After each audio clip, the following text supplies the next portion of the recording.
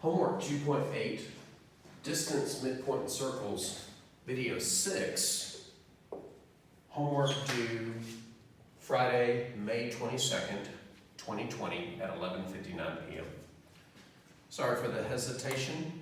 I was making sure that I had the correct homework problems up for the previous video. I did. And the homework problems for the last video are 16, 17, and 18. All right, this last video is where things get a little bit ugly, but manageable. Standard form versus general form. So far I've told you that this is the equation of a circle, but this is actually one of two versions of the equation. This one is called standard form. If I invented math, I would call it the center radius form for the obvious reason. But there's also a form called general form. It's just a bunch of terms. An x squared and a y squared, an x term, a y term, and a constant term, all equal to 0. Most general forms are put everything on one side and make it equal to 0. Now the reason that gets to be the equation of a circle without going into great detail is if we were to FOIL out both of these, we would get x squareds, y squared, x's, y's, and a bunch of constants. We can move the squared radius to the left and merge the constants together and get something like that. So, what's the use of general form? Honestly, it's just a nuisance because it contains no information, kind of like the other general form for lines. But if we have the equation of a circle in general form, it does have a center, it does have a radius, and we're going to figure out how to find it. Going from standard form to general form, easy. FOIL out the parentheses, get everything on one side, combine like terms. But how can we reverse that process? Believe it or not, it relies on something that we saw all the way back in homework 1.5, quadratic equations. Because in that assignment, there was a situation where we had two x terms, but we wanted one x term. And that's kind of where we are here. General form has two x terms, standard form 1. General form has two y terms, standard form 1. So how can we take two terms and turn them into one? The same way we did when we solved quadratic equations, by completing the square. I warned you when we did that it would show up again, and this isn't the last time it will show up. So we're going to complete the square, not once, but twice. Once for the x's, once for the y's. Complete the square on the x's and y's.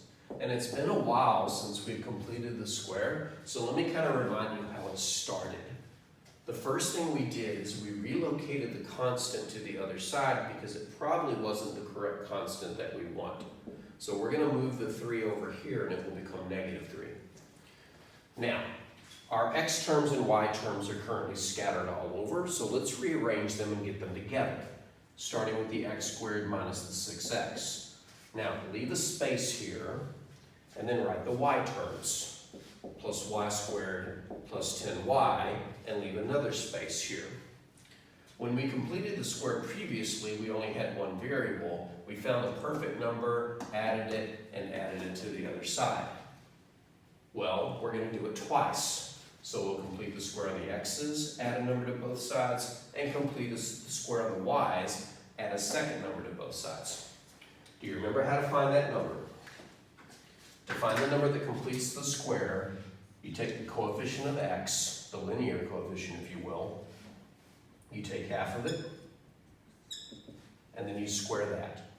Half of -6 is -3, -3 squared is 9.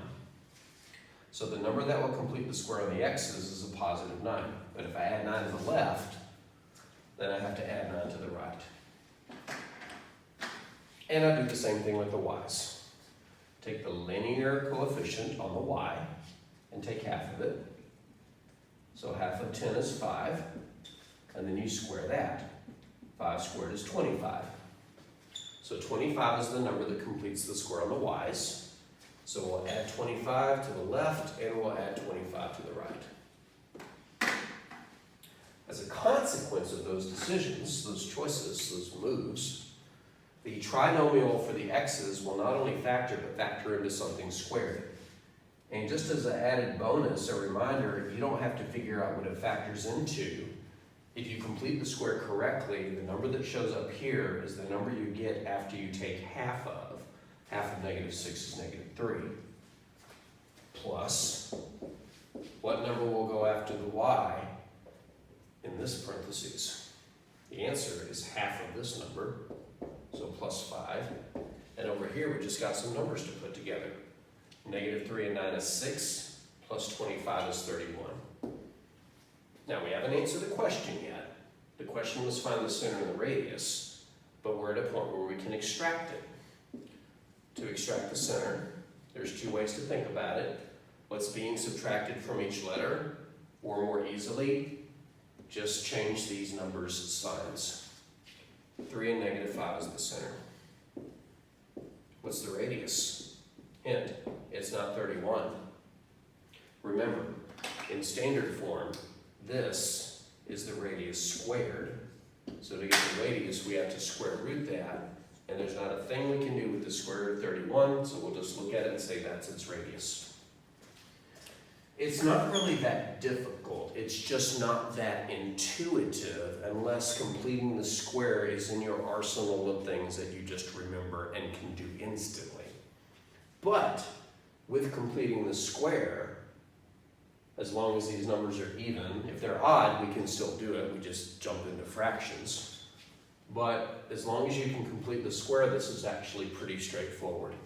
Now this particular one, I wouldn't ask you to graph because the radius is an irrational number. So in the homework, if they give you one like this and ask you to follow up with the graph and the domain and the range, you should expect the radius to be an integer, a whole number.